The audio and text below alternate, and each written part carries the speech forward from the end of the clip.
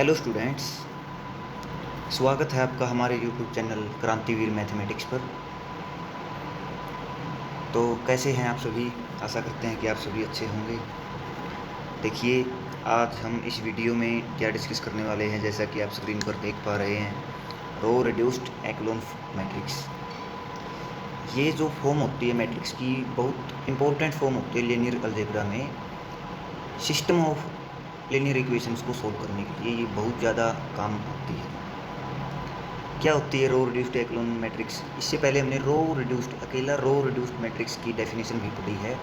उसमें क्या था, मैं थोड़ा आपको रिवाइज करा देता हूँ। उसमें था कि कोई भी नॉन जीरो रो हो, उसकी लीडिंग एंट्री मतलब फर्स्ट एंट्री जो होगी वो 1 होगी, और कोई भी कॉलम जो है मैट्रिक्स का जो लीडिंग एंट्री को कंटेन करता है, उसमें लीडिंग एंट्री के अलावा जो भी एंट्रीज होगी वो सभी 0 होगी उस कॉलम में।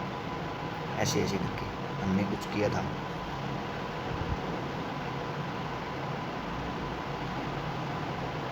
जो भी नॉन जीरो रो हो उसको तो हम छेड़ेंगे नहीं। मान लो ये ऐसी मैट्रिक्स है 4×3, नॉन जीरो है, वो ऐसे एज इट इज रहेगी। 1 इसमें लीडिंग एंट्री है, तो इस कॉलम में इसके अलावा बाकी सभी 0 होंगी। इसमें लीडिंग एंट्री 1 ये है, इसमें सभी 0, इसमें सभी 0 है। इसको हमने देखा था, इसको हम बोलते रो रिड्यूस्ड मैट्रिक्स। तो रो रिड्यूस्ड एक्लोन मैट्रिक्स की डेफिनेशन में देखिए क्या कहते हैं। An m cross n matrix R is called row reduced echelon matrix if first condition R is row reduced, वो रो रिड्यूस्ड होनी चाहिए। Second is every row for which has all its entry 0 occur below every row which has non zero entry.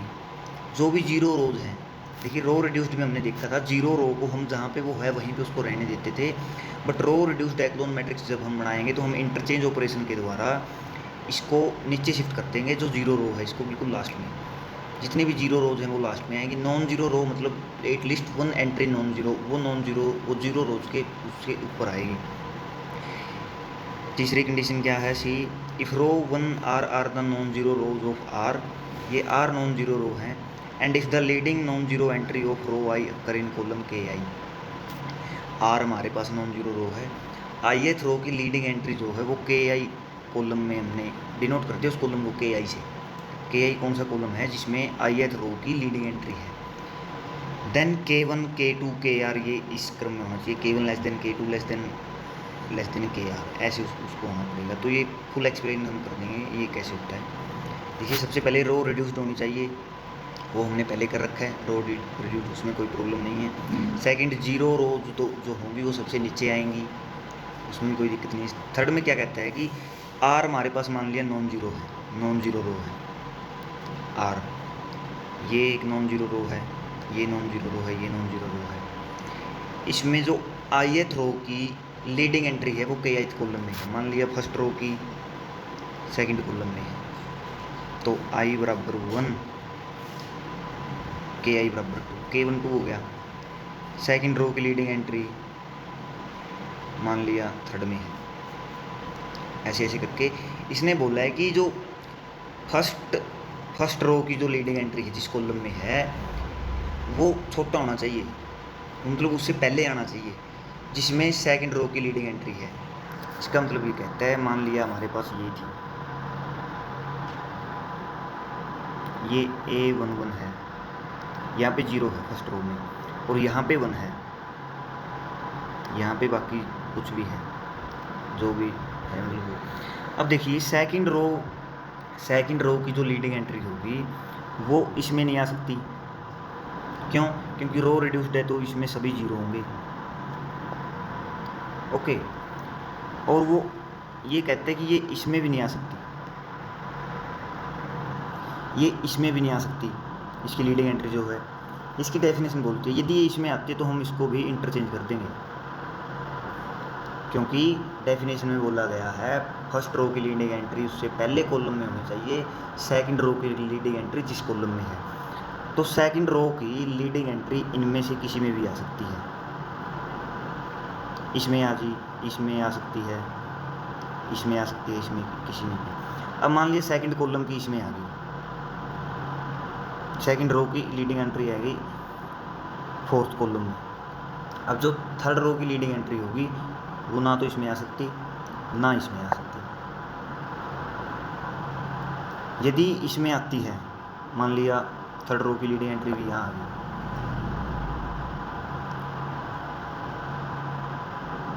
इसकी यहाँ थी, ये यहाँ आ गई, तो भी हम इसको इंटरचेंज कर देंगे, तभी हमारे पास रो रिड्यूस्ड एक्लोन मैट्रिक्स बनेगी। जो थर्ड रो की लीडिंग एंट्री है वो यहाँ नहीं आ सकती, वो या तो यहाँ आएगी या आगे किसी भी कॉलम में आएगी। ये होती है रो रिड्यूस्ड एक्लोन फॉर्म। ओके, और रो रिड्यूस्ड फॉर्म तो ये होती है, ऐसे होता है। अब हम नेक्स्ट हम करते हैं, इसका एक एग्जांपल ले लेते हैं, इसका एग्जांपल देखते हैं। एक नंबर एक एग्जांपल तो इसका जीरो मैट्रिक्स है, आइडेंटिटी मैट्रिक्स है, तो सभी कंडीशंस को, तीनों कंडीशंस को करिए। रो रिड्यूस्ड भी है, जीरो रो इसमें है ही नहीं, और हर एक देखो K1 यहाँ पे 1 है,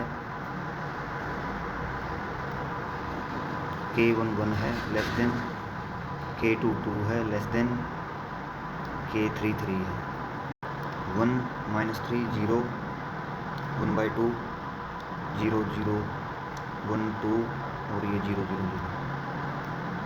इसमें देखिए जीरो रो जो है सबसे लास्ट में है, ये है रही फर्स्ट रो की लीडिंग एंट्री 1 है, तो K1 2 है, सेकंड कॉलम में है K2 4 है,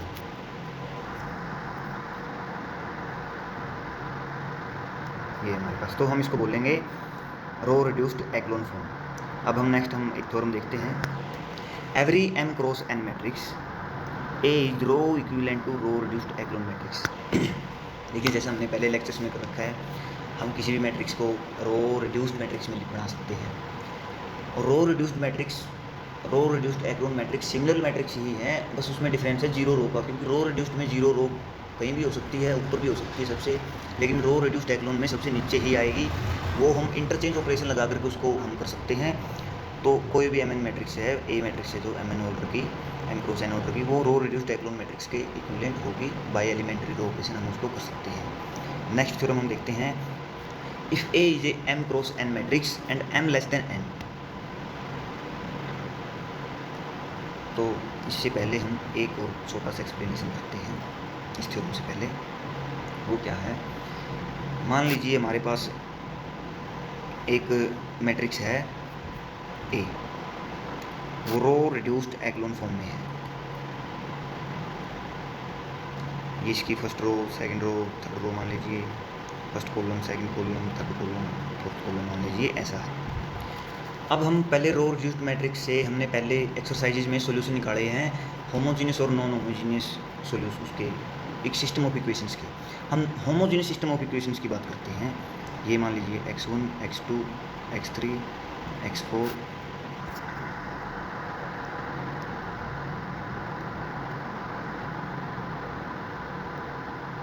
ये हमारे पास है system of homogeneous linear equations. इसमें हम क्या देखेंगे, मान लीजिए हमारे पास फर्स्ट Ki जो है, K1 है वो 2 है, 0 आगे कुछ भी है, आगे 0 भी है, मान लीजिए और कुछ भी है, नॉन ज़ीरो भी है, नो प्रॉब्लम। K2 में हमने मान लिया कुछ और, ये 3 या 4 मान लिया, ये है 4, यहाँ इसकी लीडिंग एंट्री है, और ये इसमें देखिए जो फर्स्ट जो हमारी रो है IH, जो फर्स्ट रो है उसमें जो लीडिंग एंट्री है Ki, तो इसको जब इक्वेशन में हम चेंज करते हैं तो इसमें x2 आना इसमें आएगा ही आएगा, कंपलसरी है, क्योंकि ये लीडिंग एंट्री है। इसका मतलब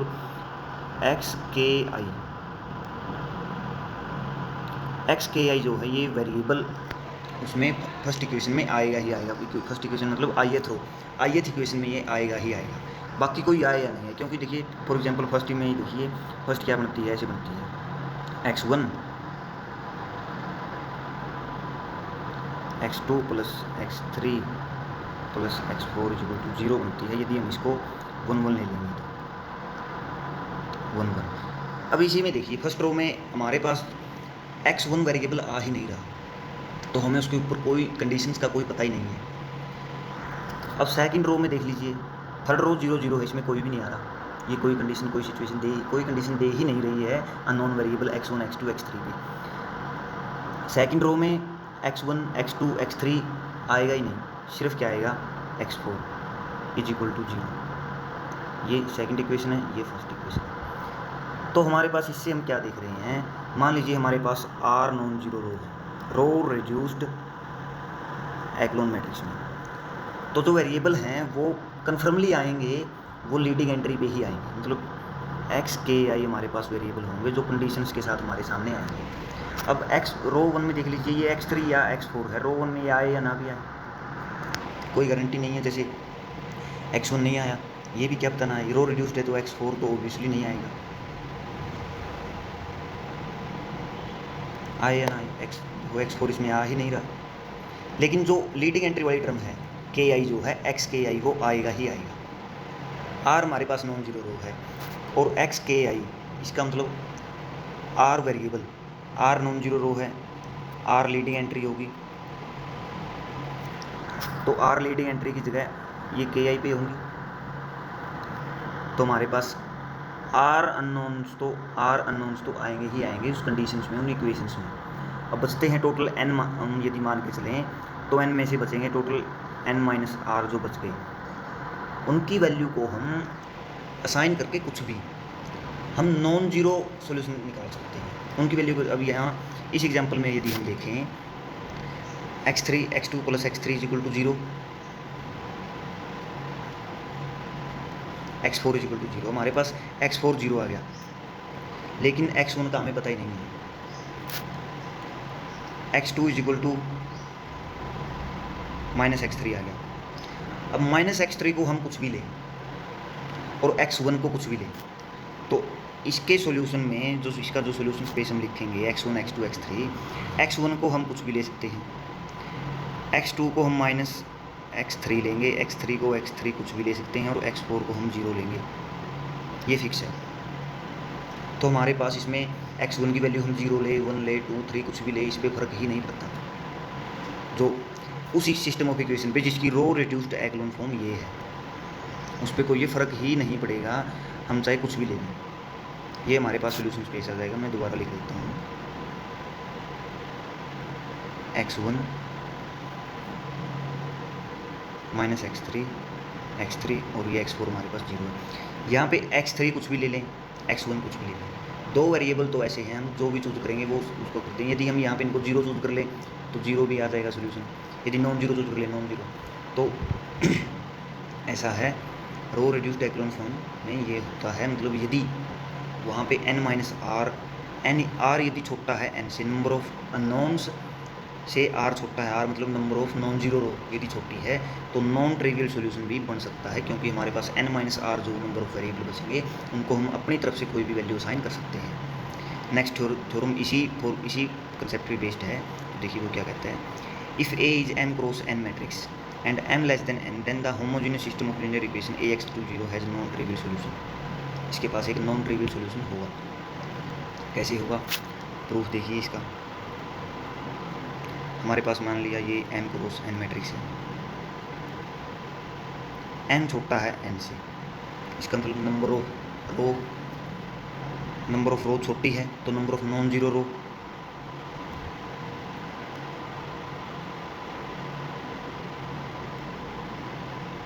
वो number of non zero row छोटी होगी m से, less than equal to m से, क्योंकि m ऑल नॉन जीरो हो सकती है, और छोटी होगी n से। अब जो नॉन जीरो रो m से लेस देन इक्वल टू और n से लेस देन है, तो इसका मतलब वहाँ पे लीडिंग एंट्री भी वही होगी, लीडिंग एंट्री भी उतनी ही होगी, n से कम ही लीडिंग एंट्री जो होगी।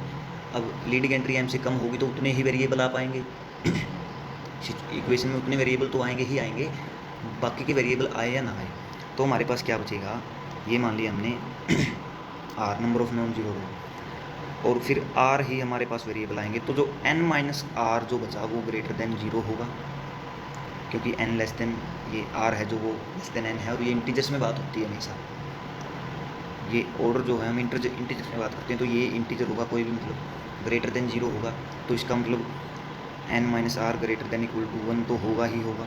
एक वेरिएबल तो वहाँ पे एक ऐसा मिलेगा ही मिलेगा जिसको हम अपनी तरफ से वैल्यू असाइन कर सकते हैं, उसको हम नॉन जीरो वैल्यू साइन कर देंगे तो हमारे पास नॉन ट्रिवियल सोल्यूशन हो जाएगा। नॉन ट्रिवियल सोल्यूशन का मतलब आप समझते ही हैं, एक भी वेरिएबल नॉन जीरो हो गया तो उसको नॉन ट्रिवियल सोल्यूशन बोल देंगे। Trivial solution A X is equal to zero का जीरो ही होता है। ट्रिवियल सोल्यूशन तो सभी वेरिएबल को जीरो करने पे ही वो सभी इक्वेशन को सेटिस्फाई करेगा, ऐसा हमारे पास होता ही है। ओके, ये थ्योरम बहुत ज़्यादा टफ नहीं है, इजी सा थ्योरम था। नेक्स्ट हम डिस्कस करते हैं एक और थ्योरम है। ये थ्योरम क्या है कि if A is a n cross n square matrix. इसमें ये वाले थ्योरम बहुत काम आएगी, इसको याद रख लो कि यदि m लेस देन n है तो नॉन ट्रिवियल सोल्यूशन होगा, और यदि नॉन ट्रिवियल सोल्यूशन नहीं होगा तो m greater than equal to n होगा, मतलब कि r जो number of non zero row है वो भी greater than equal to n होगा। बस इसी पे बेस्ड हमारी नेक्स्ट थ्योरम है, उसके अलावा इसमें कुछ नहीं। ए हमारे पास n cross n square matrix है। is rho equivalent to n cross n identity matrix if and only if system of equation has only the trivial solution। सबसे पहले हम मानते हैं इसका प्रूफ। देखिए पहली कंडीशन को, फर्स्ट कंडीशन को हम लेकर के चलते हैं कि ये आइडेंटिटी मैट्रिक्स के रो इक्विवेलेंट है। A is row equivalent to identity matrix. This means A X is equal to zero by operating some row elementary operations ix is equal to 0, this means x is equal to 0, this means x1 x2 xn is equal to 0। Okay, हमारे पास only the trivial solution मिल गया यदि ये होगा तो। अब हम मानते हैं कि हमारे पास A X is equal to 0 has only A X is equal to 0 has only trivial solution। This means has no non-trivial solution। This means number of non-zero rows, उसके रो रिड्यूस्ड एक्लोन फॉर्म जो हमारे पास होगी उसी से हम निकालते हैं, तो उसमें number of non zero rows जो r है वो greater than equal to m होगी, sorry greater than equal to m। यहाँ पे n और m बराबर है, ठीक है, क्योंकि n cross n square matrix ले रखी है। तो r greater than equal to n is equal to m यदि नॉन ट्रिवियल सोल्यूशन है, और r number of non zero rows हैं तो वो टोटल नंबर ऑफ रोज से कम होंगी। This implies that r is equal to m, यानी कि row reduced matrix, row reduced echelon matrix में जो नंबर ऑफ नॉन जीरो होंगी वो m ही होंगी, m बराबर n है, और ये n क्रॉस n की मैट्रिक्स है। तो ये क्या रिप्रेजेंट करता है, हमारे पास आइडेंटिटी ही होगी, क्योंकि मान लीजिए 3 क्रॉस 3 है फॉर एग्जांपल। फर्स्ट रो की लीडिंग एंट्री यदि सेकंड कॉलम में आई तो ये जीरो ये जीरो ये जीरो ये जीरो। रो रिड्यूस्ड एक्लोन मैट्रिक्स का रूल है ना डेफिनेशन में, यहाँ पे कहीं भी 1 नहीं आ सकता, यहाँ पे आ गया, पर नंबर ऑफ नॉन जीरो रो तो 2 ही होगी, नहीं हमारे पास तो 3 चाहिए। यहाँ पे 1 लिखेंगे तो भी नहीं होगा, तो इसलिए हमको यहाँ पे ये करना पड़ेगा 1 0 0 0 1 0 0 0 1, जो कि हमारी आइडेंटिटी मैट्रिक्स है। तो ये आइडेंटिटी मैट्रिक्स के ही रो इक्विवेलेंट, ये हमारी थ्योरम थी। नेक्स्ट हम एक और छोटा सा कंसेप्ट देखते हैं, वो क्या है, ऑगमेंटेड मैट्रिक्स का। वो यूज होता है नॉन होमोजेनियस में। जब हमारे पास matrix system of equations non homogeneous हो तब हम क्या करेंगे, तब हम क्या करते हैं, ए मैट्रिक्स को लिखते हैं, इसके साथ ही एक कॉलम ऐड करके लिख देते हैं, वाई को ये हो जाती है। यदि हमारे पास ए m क्रॉस n की मैट्रिक्स है तो ये m क्रॉस n प्लस 1 की मैट्रिक्स हो जाएगी। और यहाँ पे हम रो ऑपरेशन लगा करके इसको रो रिड्यूस्ड एक्लोन फॉर्म में लेके जाते हैं, तो r क्रॉस x की सॉरी y का मान लीजिए y डैश हो गया, r में जो number of non zero row आई r आई, number of non zero row आई r, total number of rows थी m, और इसमें भी total number of rows n थी। अब यदि जो r आई उनको हम पहले लिख लिए, आर से बटे जो आई होंगे वो सभी अननोन्स जो वाई आई होंगे वो 0 होंगे। ऐसे करके कि यदि हमारे पास इतनी है, ये नॉन ज़ीरो, बाकी सारी 0 है। और ऑगमेंटेड मैट्रिक्स यदि है तो हम इसको ऐसे रिप्रेजेंट करेंगे,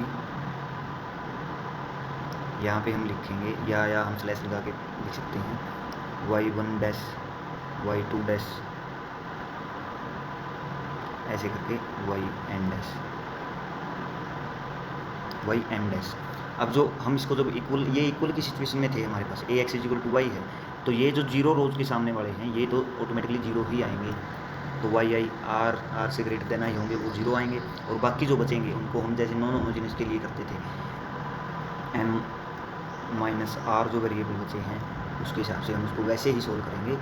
कल मतलब नेक्स्ट वीडियो में हम इसका देखेंगे कि नॉन होमोजेनियस को भी कैसे सोल्व करते हैं और होमोजेनियस को भी कैसे सोल्व करते हैं। हम दोनों का नेक्स्ट वीडियो में इसके बारे में डिस्कस करेंगे और कुछ प्रॉब्लम्स इस पे बेस्ड हम डिस्कस करेंगे। तो thanks for watching this video, like this video and subscribe my channel Krantiveer mathematics for more conceptual video of linear algebra. तो हम इसी तरह हम करते रहेंगे, और यदि इसमें कोई भी आपको प्रॉब्लम है या आपको किसी भी टॉपिक पे स्पेशली यदि कोई वीडियो चाहिए तो आप उसके लिए कमेंट कर दीजिएगा। Thanks, bye bye, Tata.